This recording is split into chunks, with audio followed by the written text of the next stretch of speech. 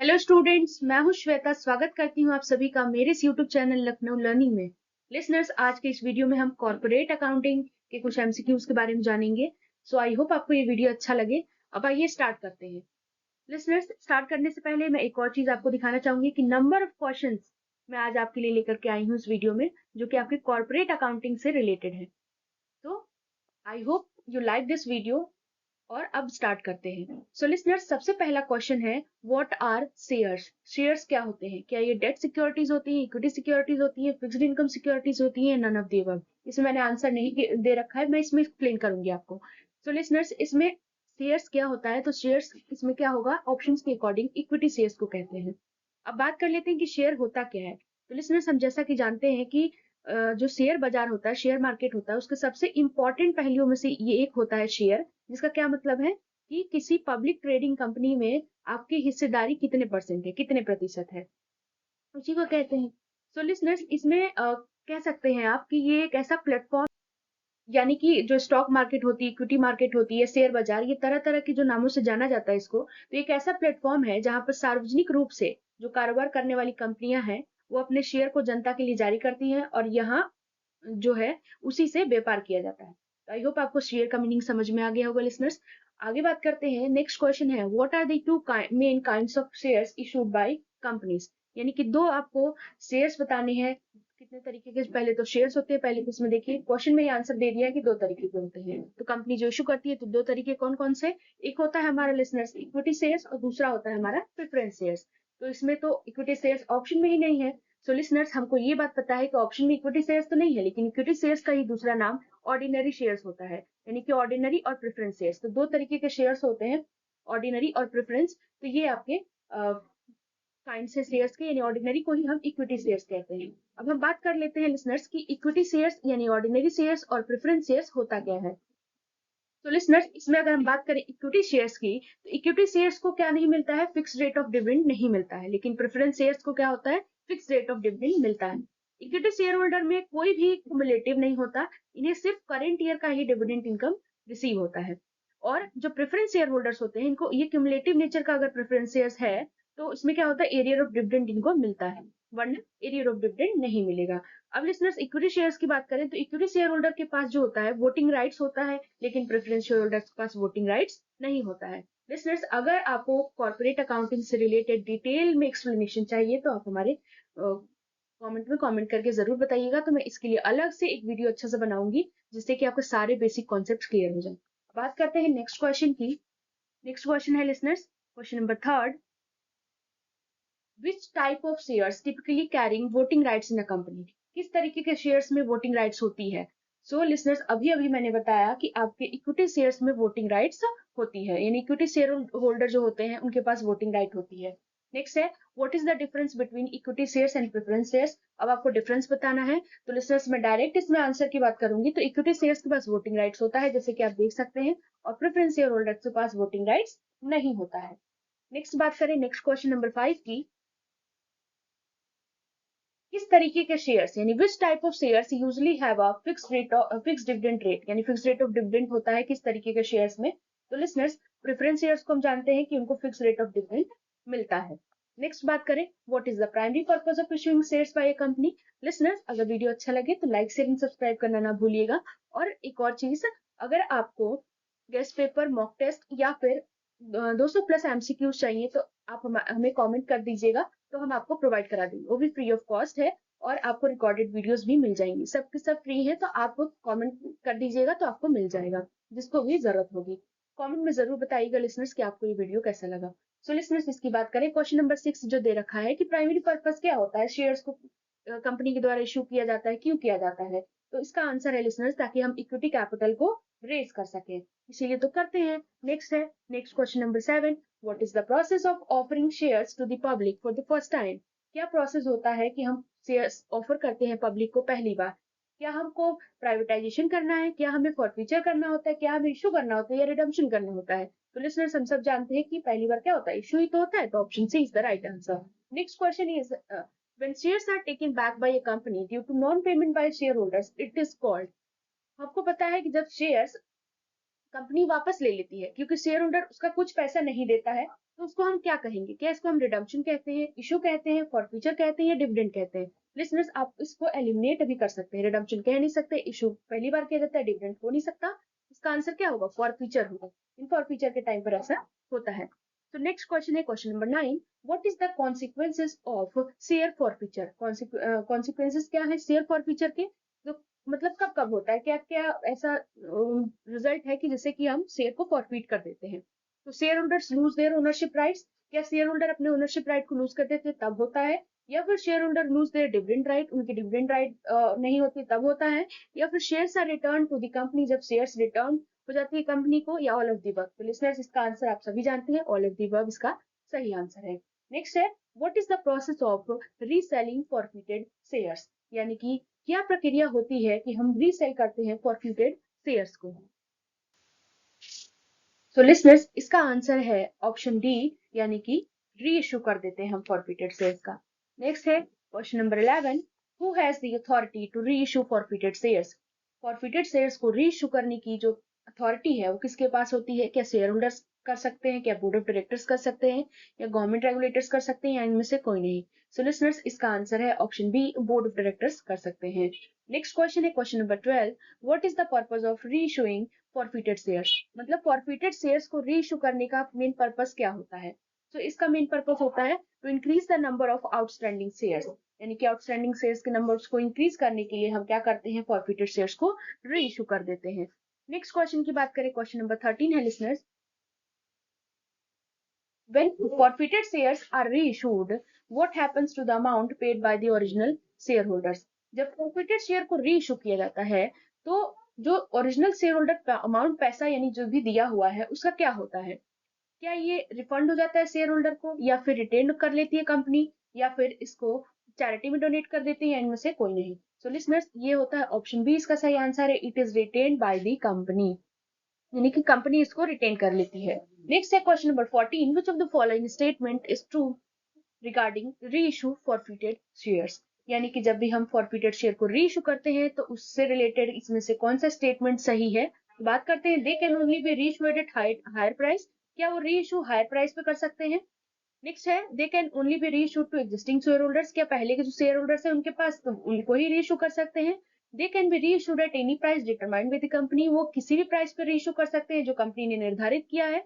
या फिर दे can only be री issued with the approval of the government, सिर्फ वो री इशू तभी कर सकते हैं जब गवर्नमेंट की उसमें सहमति हो, अप्रूवल हो? सो लिसनर्स, इसका आंसर है ऑप्शन सी, वो तभी री इशू कर सकते हैं, यानी कि जब कंपनी ने जो भी प्राइस डिटरमाइन किया उस पर, यानी कि they can be reissued at any price determined by the company. Next है question number 15। What are preference shares? तो लिसनर्स, प्रेफरेंस शेयर्स के बारे में ऑलरेडी मैं बता चुकी हूँ, तो डायरेक्ट मैं आंसर की बात करूंगी। तो प्रेफरेंस शेयर्स जो होते हैं, share holders, shares with fixed dividend right, आप देख सकते हैं कि इनके पास फिक्स्ड डिविडेंड राइट होता है। नेक्स्ट है question number 16। When a company decided to buy back its preference shares from share holders, what is this process called? यानी कि जब कंपनी ये डिसाइड करती है कि अपने शेयर होल्डर से जो प्रेफरेंस शेयर्स है वो बाय बैक कर ले लेगी, वापस ले लेगी, तो उस प्रोसेस को हम क्या कहते हैं? सो लिसनर्स, इसका आंसर है रिडम्पशन कहते हैं। तो ऑप्शन बी इसका सही आंसर है। नेक्स्ट क्वेश्चन है क्वेश्चन नंबर 17।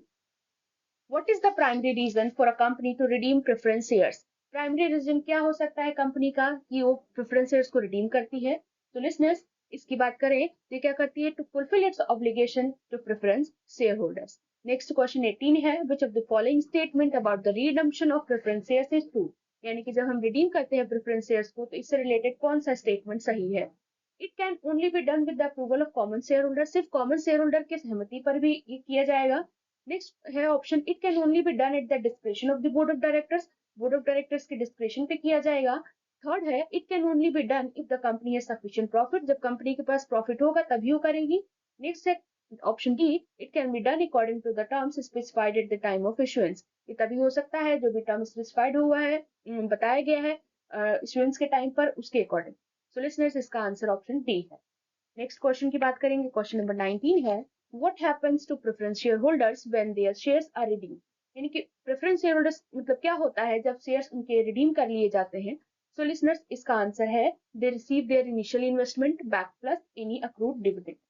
नेक्स्ट है question number 20। Which of the following is a common method used by companies to finance the redemption of preference shares? कौन से मेथड को कंपनी के द्वारा यूज किया जाता है ताकि प्रेफरेंस शेयर्स के रिडम्पशन को फाइनेंस करा सके, है ना। तो इसका आंसर है ऑप्शन डी, यानी कि नए डेट को इशू कर देती है, प्रेफरेंस शेयर्स इशू कर देती है, रिटेन अर्निंग्स का यूज कर लेती है। तो ऑल ऑफ द अबव इसका सही आंसर होगा।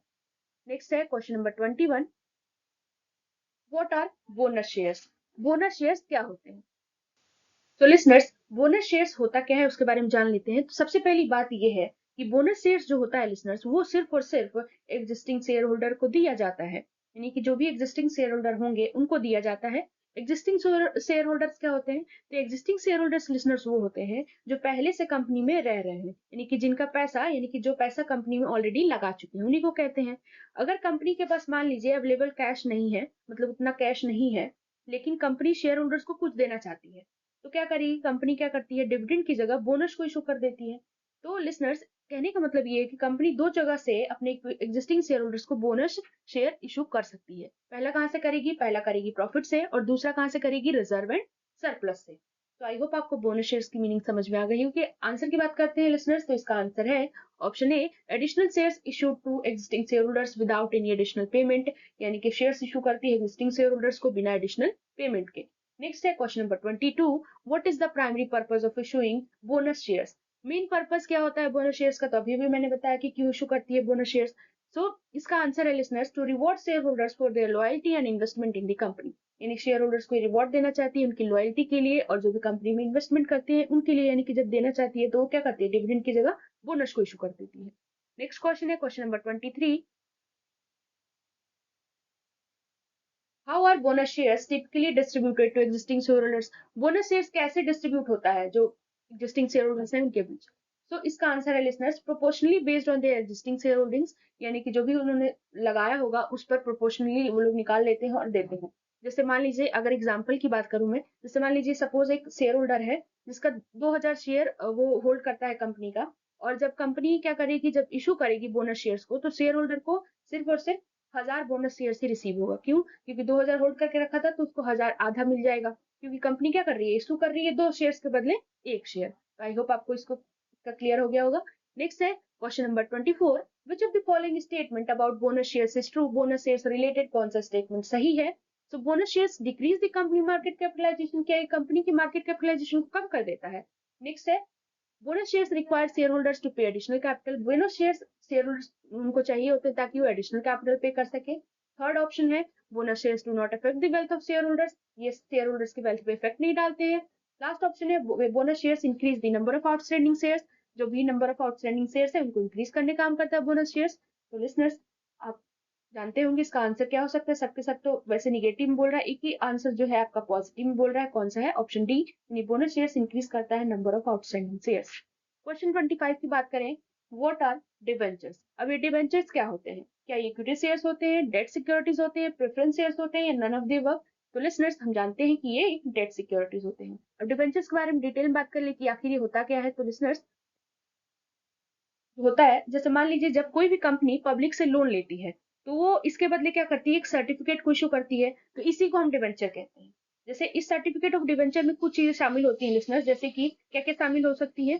फेस वैल्यू होता है डिबेंचर का, इंटरेस्ट रेट जो होगा अमाउंट ऑफ रिडेम्पशन का वो चीज शामिल होगी, पीरियड ऑफ रिडेम्पशन यानी कि पैसा कब वापस किया जाएगा, और नेम डिबेंचर होल्डर्स का, तो ये सारी चीजें रहती है।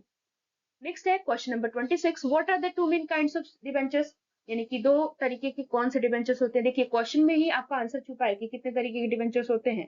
तो लिसनर्स, ऐसे तो बहुत तरीके के होते हैं, बहुत सारे होते हैं, यानी ये टाइप ऑफ डिबेंचर्स होते हैं। बेसिकली इस क्वेश्चन में आपको बताना है कि कौन से दो डिबेंचर्स के टाइप्स हैं। कन्वर्टेबल, नॉन कन्वर्टेबल, दूसरा है कॉमन एंड प्रेफरेंस, तीसरा है ऑर्डिनरी एंड प्रेफरेंस, चौथा है कोलेबल एंड पुटेबल। सो लिसनर्स, इसका आंसर है, आपको भी पता है, convertible and non convertible debentures. तो इसके बारे में थोड़ा सा एक्सप्लेन कर देती हूँ लिसनर्स। कन्वर्टेबल और नॉन कन्वर्टेबल डिबेंचर्स क्या होते हैं? तो कन्वर्टेबल डिबेंचर्स वो होते हैं लिसनर्स, यानी कि एक ऐसे डिबेंचर्स हैं जो रिडम्पशन के टाइम पर क्या करते हैं? अपने आप को कन्वर्ट कर लेते हैं new class of equity shares में, या new class of preference shares में, या न्यू क्लास ऑफ डिबेंचर में। तो न्यू क्लास का मतलब क्या है? यहाँ पर न्यू क्लास का मतलब है ऐसा ग्रुप ऑफ लॉट जो पहले से इशू ना हुआ हो। तो कन्वर्टेबल डिबेंचर्स के पास ये राइट होता है लिसनर्स कि वो रिडम्पशन के टाइम पर कन्वर्ट कर सकता है। नेक्स्ट क्या होता है? नॉन कन्वर्टेबल डिबेंचर्स, यानी कि इनका पैसा कंपनी वापस कर देती है, इनके पास कन्वर्ट होने का कोई राइट नहीं होता। नेक्स्ट क्वेश्चन की बात करेंगे, question number 27, which type of debentures can be converted into equity shares? अभी मैंने बताया कि किसको इक्विटी शेयर्स में कन्वर्ट कर सकते हैं, कोर्स कन्वर्टेबल डिबेंचर्स को। So option is the correct answer. Next question is what is the process, यानी कि next question listeners, what is the process of offering debentures to investors for the first time? यानी कि क्या प्रक्रिया होगी जब हम डिबेंचर्स इशू करेंगे इन्वेस्टर्स को पहली बार? क्या हम रिडम्पशन करेंगे, इशू करेंगे, फॉरफीचर करेंगे या री इशू करेंगे? तो मैंने इसका आंसर ऑलरेडी बता दिया कि इशू करते हैं हम बेसिकली। नेक्स्ट क्वेश्चन की बात करेंगे लिसनर्स, क्वेश्चन नंबर 29 है, यानी कि आप कह सकते हैं कि ये जो लास्ट क्वेश्चन 29 और 30 है, ये लास्ट क्वेश्चन है इस वीडियो का। तो आई होप लिसनर्स आपको ये वीडियो अच्छा लगा हो। अगर अच्छा लगे तो जरूर लाइक शेयर एंड सब्सक्राइब करिएगा। लाइक करने से कुछ होता नहीं है, बस हमें मोटिवेशन मिलती है कि हम आपके लिए नए नए वीडियोस लाएं। बस आपको सारी चीजें हम फ्री में प्रोवाइड कर रहे हैं, बस आपको लाइक और शेयर करना है और अपने दोस्तों के साथ शेयर भी करिए और इसको सब्सक्राइब भी करना है। लिसनर्स, इसमें मैंने जैसे कि आपको पहले ही बताया है कि इसमें मॉक टेस्ट आपको फ्री मिलेगा, गेस्ट पेपर्स फ्री मिलेंगे, 200 प्लस क्वेश्चन फ्री मिलेंगे। तो आपको अगर चाहिए तो आप हमें कमेंट करके जरूर बताइएगा, तो हम आपको वहां से प्रोवाइड करा देंगे, वो भी फ्री ऑफ कॉस्ट।